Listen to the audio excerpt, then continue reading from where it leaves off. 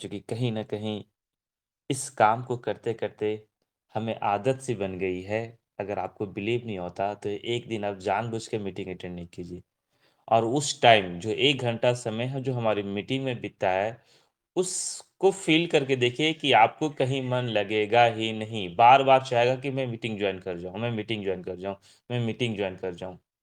इत्तेफ़ाक से कभी ऐसा होता है कि किसी कारण से जब माइंड पूरी तरह से आश्वस्त होता है कि चाह के भी हम यहाँ मीटिंग अटेंड नहीं कर सकते, जहाँ पे नेटवर्क नहीं है या आप ट्रैवलिंग कर रहे हैं, तो इस कंडीशन में माइंड क्या होता है फ्री हो जाता है। मेरा जो माइंड है वो मतलब आश्वस्त होता है कि चाह के भी हम मीटिंग अटेंड नहीं करते, तो उस कंडीशन की मैं बात नहीं करता हूँ। लेकिन जहाँ पे नेटवर्क हो और आपको लगे कि मुझे मीटिंग ईज़ी वे में हम यहाँ पे कर सकते हैं, सुन सकते हैं, बातों को रख सकते हैं, अगर वहाँ पे अब आपने आप मन को रोक के देखिए, आपका मन नहीं चाहेगा। यही यही कॉन्शियस और सबकॉन्शियस माइंड है। जो काम को हम करते हैं और उसके पहले उस कार्य के करने की हैबिट नहीं होती है, ये मेरा चेतन मन है। ये मेरा चेतन मन है कि किसी कार्य को हम तुरंत कर रहे हैं, इसके पीछे ना किसी कभी लगाव था, ना कुछ हुआ, आए और कर दिए। लेकिन अवचेतन मन क्या है कि जब हम किसी कार्य को करने की प्रैक्टिस कर देते हैं और उस प्रैक्टिस के बाद जो स्वतः का एक फीलिंग जो पैदा होता है, वही अवचेतन मन है। वही अवचेतन मन है, जो हमारे अंदर एक अजीब-सी बेचैनी पैदा कर देता है। तो कहीं न कहीं यही बेचैनी एक इंसान को सफल बनाती है, यही बेचैनी एक इंसान को असफल बनाती है। तो ये अवचेतन मन जो है और इसकी आदतें जो है, वो तक पहुँचा देती है, ताकत जो है इंसान जीवन में कभी सोच भी नहीं सकता कि शायद हम उस जानने का प्रयास करते हैं अवचेतन मन और क्या है चेतन मन। आइए अवचेतन मन को जानने से पहले हम थोड़ा जान लें कि हम जिन कामों को लगातार करते हैं और लगातार करते-करते हमें जब उनकी आदत बन जाती है, हम उस काम में श्रेष्ठता पा लेते हैं, तो उसके नतीजे जो होते हैं, वो बिल्कुल सही आते हैं। कहा जाता है कि हमारे जीवन में सफल होने के लिए हमारी आदतें, हमारा माहौल सबसे ज़रूरी होता है। हमारा मानव में जन्म होना ही एक जीत है। कहा जाता है ना कि 84,000 योनियों में भटकने के बाद कहीं किसी एक आत्मा को मानव की आत्मा में समाहित किया जाता है। ऐसा मैंने कई सालों से सुनते आ रहा हूँ कि 84,000 योनि में इंसान जीव ज में जन्म लेने के बाद मानव में जन्म लेता है। तो सोचिए हम कितने श्रेष्ठ हैं। 84,000 जीवों में सबसे श्रेष्ठ इंसान अगर है, तो कुछ तो उसके अंदर होना ही चाहिए। यानी हमारी किस्मत जो है, वो हमारी आदतों से आदतों पे निर्भर करता है। कभी-कभी हम सुनते हैं कि यार ये आदमी जो है ना मिट्टी को छू दे तो सोना बन जाता है। ये वाक्य पे सोचिए कितनी गंभीरता है। इसका तात्पर्य है कि वो आदमी अच्छे कामों को करते-करते वो कोई भी काम करता है तो अच्छा हो जाता है। इसकी नेगेटिव को ज़रा-सा सोचिए कि कोई कहता है अरे यार ये तो बदकिस्मत है, सोना कभी छुए तो मिट्टी हो जाता है। कहने का मतलब है कि वो गलत कामों को कर करके उसका जो अवचेतन मन है, वो कोई भी अच्छा काम में भी कहीं न कहीं गलती पैदा कर ही देता है। तो दोनों बातें जीवन में चरितार्थ होती है। हम एक गलत हैबिट करके भी हम गलत आदतें बन जाती है, मेरा अवचेतन मन स्वतः उसे इंडिकेट कर देता है गलत करने के लिए, हम करते नहीं हैं, वो स्वतः हो जाता है। और जब हमारी आदतें ही अच्छी होती है, तो हम अच्छी कार्य नहीं करते, वो ऑटोमेटिक हो जाती है। मतलब उसे करने की ज़रूरत नहीं पड़ती है, हमारा अवचेतन मन उसे जैसे हम एक एग्ज़ाम्पल के तौर पे हम उसे बता सकते हैं कि जिस कामों से हमें अच्छा काम करने की जब हमें आदत बन जाती है, तो हम तरक्की के हकदार बन जाते हैं। कि नहीं अब उसे सफलता मिल जाएगी निश्चित रूप से क्योंकि हमें आदत सी बन गई है। यानी इंसान के अंदर जो अंतर प्रेरणा है, यानी वो प्रेरणा कब आती है? प्रेरणा तो स्वतः आती है। यानी कुछ बातें ऐसी होती हैं जैसे जब भी विकट परिस्थिति हो तो हमें हिम्मत दिखाना। अगर कोई चीज़ किसी का है, बहुत खूबसूरत है और मुझे लगता है काश ये मेरे पास होता, उस समय हमें अपने आप में आत्म संयम करना। जब परेशानी बहुत बड़ी हो, उस समय भी अपने आप में कंट्रोल करना। निराश निराशा के सामने भी अपने चरित्र में बदलाव नहीं करना और प्रॉब्लम में भी सॉल्यूशन की तलाश करना, ये आदत पे डिपेंड करता है, सब आदत पे डिपेंड करता है। ये ऐसा तेज़-तर्रार लोग नहीं करते। मैं ऐसा नहीं कहता हूँ कि जो पढ़े-लिखे लोग हैं, वही ऐसा कर पाते हैं। ऐसा कोई भी इंसान कर सकता है, चाहे वो पढ़ा-लिखा हो, चाहे नहीं पढ़ा-लिखा हो। लेकिन अगर उसकी आदतें अगर इस तरह से करने की है, वो हमेशा से उस सॉल्यूशन माइंड को लेके चला है, तो निश्चित रूप से वो जहाँ भी जाएगा, उसके अवचेतन मन वही उसे प्रेरित भी करेगी और वही करेगा भी वो इंसान। और जो ऐसा नहीं करता है, वो कई बार प्रैक्टिस करने के बाद भी नहीं कर पाता है। हम एक वर्ड सुनते हैं ना, प्रैक्टिस मेक परफेक्ट। मुझे ऐसा लगता है कि ये गलत वाक्य है। परफेक्ट प्रैक्टिस मेक परफेक्ट, ये सेंटेंस एकदम सही लगता है। और ये सेंटेंस मैं खुद से नहीं बोल रहा हूँ। मैं रात को श्री खेड़ा का स्पीच सुन रहा था, तो वो बता रहे थे practice make perfect sentence wrong है। पर राइट सेंटेंस क्या है? Perfect practice make perfect. यानी जब हम परफेक्ट कामों की प्रैक्टिस करते हैं, तभी हम परफेक्ट बन पाते हैं। अदरवाइज़ हमारे अंदर परफेक्टनेस नहीं आ सकती है। तो ये महत्वपूर्ण बातें हैं और ये हमारे लिए नहीं है, ये सबके लिए है। जब हम सोचिए कि आज के जब मोबाइल के टाइम आ गया, तो आप देख पा रहे होंगे कि हमें झूठ बोलने की आदत सी बन गई है। एक छोटा-सा झूठ बोल देते हैं, फिर अगली बार झूठ बोलना थोड़ा आसान हो जाता है। फिर तीसरी बार थोड़ा-सा झूठ बोलना और आसान हो जाता है। और जब हम बार-बार मोबाइल पे झूठ बोलने की आदत डाल देते हैं और अचानक कोई फ़ोन करता है, "सुनील कहाँ हो?" तो बोलते हैं, "मैं मार्केट में हूँ।" मतलब मेरा अवचेतन मन तुरंत ये आंसर देने के लिए तत्पर हो जाता है कि झूठ बोलना है, कितना परफेक्ट तरीके से बोलना है, उसे कहने की ज़रूरत नहीं है।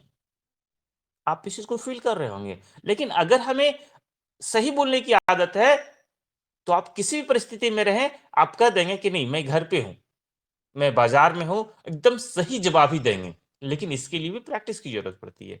चूँकि आप करते वही हैं जो आपका अवचेतन मन चाहता है।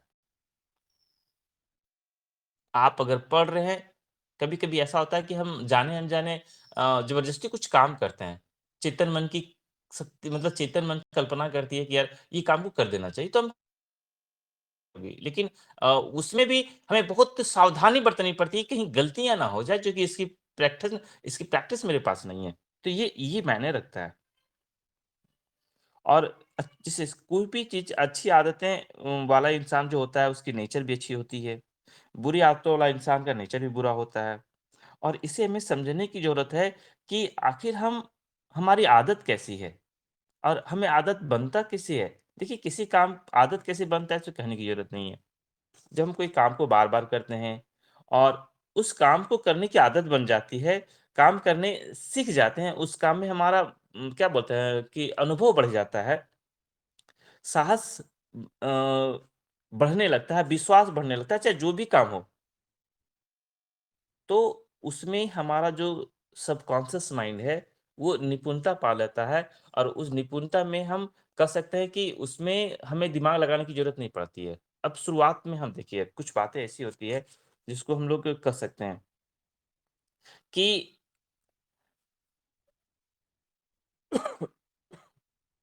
जब बचपन की बात बताता हूँ जब मैं 9th क्लास में पढ़ता था 8 क्लास पास करने के बाद तो मैंने 2 से 3 महीने मार्शल आर्ट जॉइन किया था। और मार्शल आर्ट में देख रहे थे कि बार-बार जो पंच मारने की जो हैबिट होती है, वो बहुत बार प्रैक्टिस किया जाता है। और जब प्रैक्टिस होती है, तो पंच हम जितना अच्छे तरीके से मार रहे थे, हमसे मतलब 100 गुना अच्छा तरीके से जो ब्लैक बेल्ट वाला था, वो मार रहा था। तो हमने बोला, "सर, इतनी फ़ास्ट तरीके से आप डिफेंस कैसे कर लेते हैं या फ़ास्ट तरीके से एक्शन कैसे कर लेते हैं कि हमें पंच कहाँ मारना है?" तो वो एक ही चीज़ बोले कि हमने इस पंच की बहुत बार प्रैक्टिस की है और ये स्वतः हो जाता है, इसके लिए हमें सोचना नहीं पड़ता। जैसे अभी आप सोच रहे होंगे कि कौन-सा पंच का मैं इस्तेमाल करूँ डिफेंस के लिए, कौन-सा पंच हमें यूज़ करना चाहिए मारने के लिए, लेकिन ये काम ऑटोमैटिक मेरे साथ हो जाता है। तो वो चीज़ें अगर आज के जीवन में देखा जाए तो शून्य है, कुछ भी नहीं है, कुछ नहीं हो सकता। एक पंच किसी को मारने की नौबत आए तो नहीं मार सकता या डिफेंस भी लेना मुश्किल है, कारण प्रैक्टिस खत्म हो गई है। अवचेतन मन में वो बातें आ ही नहीं रही है कि बार-बार अगर किया जाए, मान तो बस खत्म हो गया कि विवाद तो लाइफ में होगा ही नहीं, इसके कहीं यूज़ नहीं है। लेकिन क्या पता डिफेंस में कहीं यूज़ हो जाए, कौन पागल टकरा जाए आपके साथ। कहने का तात्पर्य क्या है कि कोई भी काम का जब तक प्रैक्टिस नहीं होता है, उस काम को आप स्वतः आपका दिमाग उस काम को करने के लिए मतलब ऑर्डर दे ही नहीं सकता। आपको सोच के वो काम करना पड़ता है। जैसे हमें किताब पढ़ने की आदत हो गई है, तो निश्चित रूप से जब किताब प पढ़ने के लिए बैठते हैं, तो थोड़ा-सा अच्छा लगता है। चलो इस चैप्टर को पढ़ लेते हैं, सीख लेते हैं कि इसमें से दिया क्या है, चाहे एक ही पॉइंट क्यों नहीं हो। हम अगर यूट्यूब देखते हैं, तो यूट्यूब देखने की आदत हो जाती है। हम जैसा ग्रुप में रहते हैं, वैसा ग्रुप में रहने की आदत हो जाती है। अगर कोई बोले कि यार फ्रेंड सर्कल में जाओ, एन्जॉय करो, जहाँ पे सारे लोग हैं, मज़ा लेते हैं, तो पॉसिबल नहीं हो पाएगा। एकदम पॉसिबल नहीं हो पाएगा। क्योंकि अब हमारी आदतें बदल गई है। हमारी आदतें हैं कि यार हम ऐसे लोगों से क्यों ना बात कर लें फ़ोन पे, जो हमारे बारे में मतलब हमारे बारे में अच्छा सोचता है या हम उनके बारे में अच्छा सोचते हैं। तो हमारी आदत बदल जाती है। और अभी हम जैसा देख पा रहे हैं साथियों कि हम जैसा अंदर डालेंगे वैसा ही बाहर आएगा। सही डालेंगे तो सही आएगा, अच्छा डालेंगे तो अच्छा बाहर आएगा। ये हमारा अवचेतन मन कभी भी हमारे अंदर भेदभाव नहीं करता। हम जो कुछ भी अवचेतन मन में सेव करते हैं, वही चीज़ हमारे नेचर में वो मतलब क्रिएशन लाती है। वही चीज़ हमारा स्वभाव में बदल जाता है, वही स्वभाव हमारा बदल जाता है। हम अभी देख पा रहे हैं कि हम मतलब हमारे नहीं, हम सबके घरों में यूट्यूब का यूज़ बहुत ज़्यादा होता है और यूट्यूब हमारे नैतिक मूल्य, सोचने का तरीका और हमारी संस्कृति पे दोनों प्रभाव डाला है। अच्छा प्रभाव भी डाला है, बुरा प्रभाव भी डाला है। लेकिन जहाँ तक हम इस बात को सोचे कि हमारा इंटरेस्ट में घटियापन आ गया। पहले अगर यूट्यूब नहीं था, तो जब भी समय मिलती थी, तो यार कुछ अलग काम करने का या करने का प्रैक्टिस करते थे। अब जब भी समय मिलता है, यूट्यूब पे घुस जाते हैं।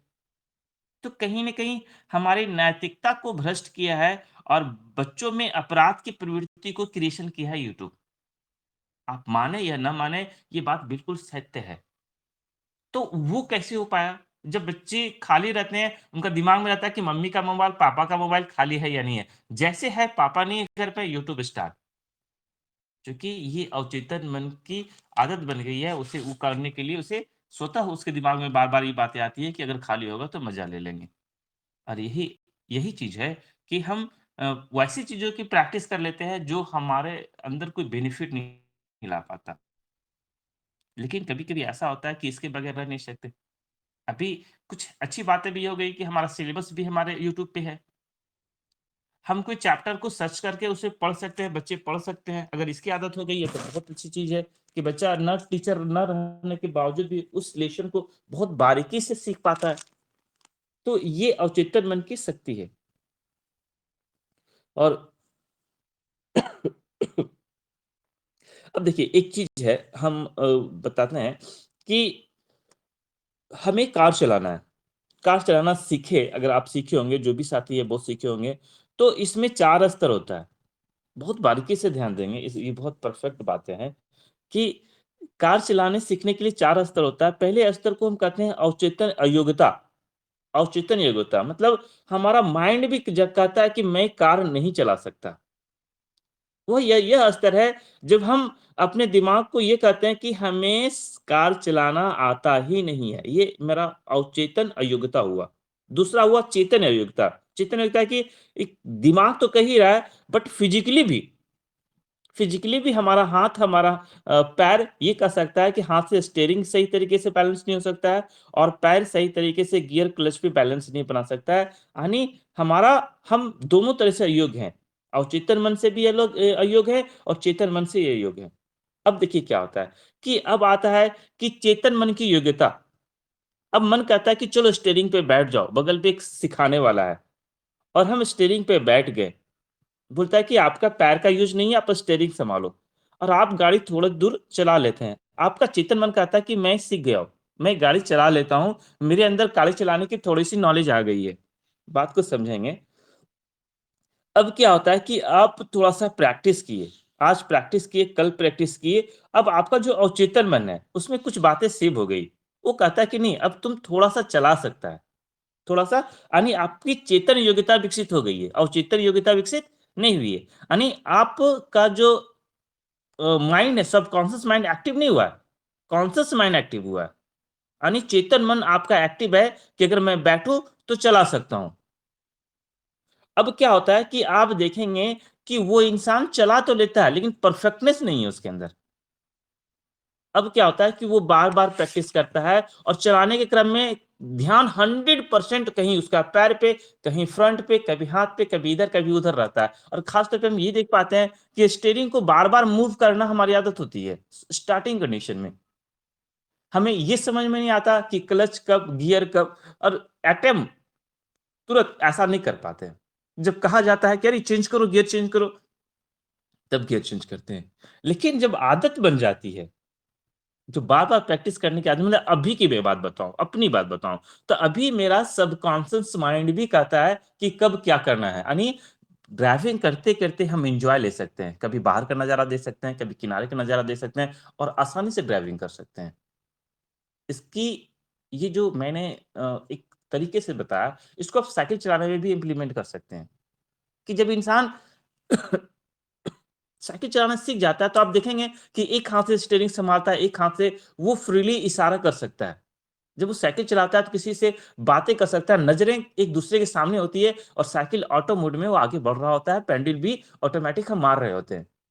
तो कहीं न कहीं ये जो चारों प्रक्रिया है, चेतन अयोग्यता, अचेतन अयोग्यता और चेतन जो अयोग्यता, योग्यता, अयोग्यता, योग्यता दोनों में, चेतन और अचेतन में, ये चारों स्टेप को जो हम क्लियर करते हैं, तब कहीं जाके हमारे अंदर परफेक्टनेस आती है। तो हमें शुरुआती क्या सोचना है, ये भी हमको जानना पड़ा कि हमारे अंदर जो चेतन शक्ति का अयोग्यता है, उसे दूर करना पड़ेगा। फिर अवचेतन अयोग्यता ऑटोमैटिक आ जाएगी। फिर चेतन अयोग्यता को हटाना पड़ेगा, फिर हमारा जो चेतन योग्यता है, वो ऑटोमैटिक आ जाएगा। तो ये जो कुछ बातें हैं, उसे हमें जानना बहुत ज़रूरी होती है। कहा जाता है कि नेचर हमेशा खाली जगहों को भर देती है। ये सत्य बात है। चरित्र का निर्माण करना एक आदत बन जाएगी, अगर आप अपनी सही आदत को नहीं डाल पाएँगे, तो ऑटोमैटिक आपके माइंड के अंदर गलत-गलत आदतें भर ही जाएगी। कहा जाता है ना कि खाली दिमाग शैतान का घर, ये क्या मतलब है, क्या तात्पर्य है? यही चीज़ है, यही परफेक्ट है कि कुदरत खालीपन को भर देती है। अगर आप अपने सबकॉन्शियस माइंड में सही चीज़ नहीं डालेंगे, तो ऑटोमैटिक नेचर उस माइंड में कुछ न कुछ तो डालेगा ही डालेगा। तो अच्छी चीज़ क्यों डालेगा? गलत चीज़ डालेगा जो पूरा वातावरण में स्प्रेड फैला हुआ है। तो ये बहुत बड़ी बात है। और इससे क्या होता है कि आपकी क्वालिटी कम हो जाती है। आपका जो पसंद है वो नेगेटिव हो जाता है। आपके अंदर ईर्ष्या, अहंकार की भाव आ जाती है। आप दूसरे की फीलिंग को नहीं समझ सकते हैं। आपके अंदर आत्म अनुशासन नहीं होगा। आपकी आदतें कंट्रोल में रहेगी। आपके अवचेतन मन में बड़ा नेगेटिव बातें विकसित हो जाएगी।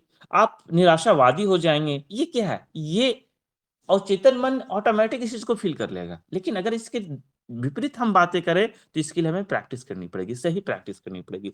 चूँकि कहा जाता है कि सफल और असफल में यही 2 डिफरेंसेस है कि जो काम असफल लोगों को करना अच्छा नहीं लगता है, वही काम सफल लोगों को भी करना अच्छा नहीं लगता। लेकिन कर करके अच्छे काम करने की आदत डल जाती है, परिणामस्वरूप उसका जो अवचेतन मन है, वो हमेशा एक्टिव रहता है और वही काम को करवाता है, जिसकी आदत बन गई है। परिणामस्वरूप वो सफल होता है और एक बहुत बड़ी सफलता को हासिल कर लेता है। यानी उसे आत्म सुझाव देने की ज़रूरत नहीं पड़ती है। आत्म सुझाव हमारे अवचेतन मन को सही प्रोग्रामिंग करने का एक तरीका है। जैसे हम कभी सोचते हैं मैं थका हूँ, मैं फुर्तीला नहीं हूँ, मेरी याददाश्त बहुत कम है और मैं हिसाब-किताब अच्छा नहीं कर सकता हूँ। अगर आप ऐसा मन में सोच लेते हैं, तो सही तरीके से आप अगर करके देखिए, आपके अंदर कुछ न कुछ गलतियाँ आ जाएगी। लेकिन अगर परफेक्टनेस देखा जाए कि नहीं, मैं थक नहीं सकता। अभी हाँ, थका हूँ, बस 2 मिनट में फ्रेश हो जाऊँगा और 2 मिनट में फ्रेश हो सकते हैं आप। बोले बस 2 मिनट में मैं तैयार। फिर आप देखेंगे 2 मिनट के अंदर आपके अंदर फिर से वही ऊर्जा आ जाती है, जो जिस तरह से आप पहले रहते हैं। लेकिन अगर आप मेंटली आप मान लेते हैं कि मैं थक गया हूँ, अब मैं नहीं कर सकता, तो निश्चित रूप से आप चाह के भी नहीं करेंगे, करेंगे ही नहीं। तो ये होता है आत्म सुझाव और आत्म सुझाव तभी बन पाता है, जब हमारा अवचेतन मन उसके बारे में पॉजिटिव बातों को हैबिचुएट किया हुआ रहता है। कहा रहता है कि हम कैसे अपने सबकॉन्शियस माइंड को प्रिपेयर्ड करें। सबकॉन्शियस माइंड को प्रिपेयर्ड करने के लिए हमें आत्म सुझाव को बार-बार दोहराने का भाव पैदा करना पड़ेगा। हमें अच्छी भावनाओं का एहसास करना पड़ेगा। कहा जाता है ना कि बिना कल्पना के आत्म सुझाव पॉसिबल नहीं है। हम सबकॉन्शियस माइंड से हमारे अंदर क्या है कि जब हम किसी चीज़ को सजेस्ट करते हैं और वैसा फ़ील करते हैं, तो वो चीज़ क्या कर देते हैं, वो चीज़ कल्पनाशील होता है। यानी कल्पना हमारे कॉन्शियस माइंड को ज़्यादा बेहतरीन तरीके से स्ट्रॉन्ग करती है, जिसको हम कह सकते हैं विजुअलाइज़ेशन, मन में एक छवि बनाता है। तो मन में जब आप एक अपने परफेक्टनेस की छवि बनाते हैं, आप एक गुडविल इंसान की छवि बनाते हैं, लोग आपको देख के इम्प्रेस हो जाए, लोग आपके जैसा बनना चाहे, ऐसा कल्पना आप अपने आप से करते हैं अगर, तो निश्चित रूप से आपके अंदर बहुत सारा बदलाव होता है। लेकिन एक बात है कि आत्म सुझाव में मन को स्वीकार भी हो सकता है क्योंकि एक अजनबी विचार है, मन एक अजनबी सा विचार है। मिसाल के तौर पे हम अभी बताए थे कि अगर आपको मन में विश्वास हो गया कि मेरी याददाश्त पावर सही नहीं है और आप अचानक कहेंगे कि मेरी याददाश्त पावर बहुत अच्छी है, मैं जो चीज़ एक बार में पढ़ूँ, वो मैं ज़्यादा सॉल्व कर सकता हूँ, तो ऐसा नहीं होगा। ये आपको पहले से मान के रखना पड़ेगा कि मेरी याददाश्त बहुत अच्छी है, मैं जो पढ़ता हूँ मुझे याद हो जाती है और कोई भी हैबिट को मतलब कोई भी वर्क को हैबिट में बदलने के लिए कहा जाता है कि 21 दिन का समय चाहिए। ये सही बात है, 21 दिन। 21 दिन में कोई भी आदत आपके साथ बन सकती है और उस आदत को हम परफेक्टनेस में ला सकते हैं। लेकिन लगता है प्रश्न ये उठता है क्या 21 दिनों तक हमारा प्रैक्टिस बेहतर हो पाएगा? क्या इसे हम कर पाएँगे? क्या इसके लिए हम कमिटेड हैं? क्या लगता है कि इस बीच में हमारे बीच परेशानियाँ नहीं आएगी या मेरा हैबिट में रुकावट नहीं आएगा?